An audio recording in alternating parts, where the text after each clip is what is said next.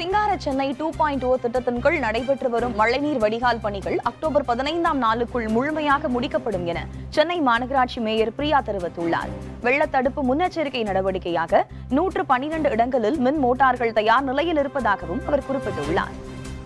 இது மழைநீர் வடிகால் பணிகள் ஒரு பக்கம் இருக்குது. இது அடுத்து நாங்கள் மோட்டார்ஸும் அரேஞ்ச் பண்ணியிருக்கோம். எல்லா இடத்துலையுமே மோட்டார்ஸ் எந்தெந்த இடத்துல எந்தெந்த அளவுக்கு மோட்டார் தேவை அப்படின்றத அரேஞ்ச் பண்ணியிருக்கோம். 100 ஹெச்பிலேருந்து 5 ஹெச்பி வரைக்கும் நாங்கள் மோட்டார்ஸ் அலாட் பண்ணியிருக்கோம்.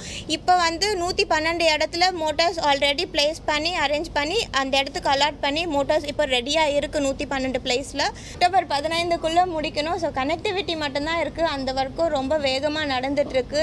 ஸோ இது ரொம்ப ஷார்ட் பீரியடில் ரொம்ப பெரிய ப்ராஜெக்ட்டு. இதை ரொம்ப ஃபாஸ்ட்டாக கேரி பண்ணிகிட்ருக்கோம்.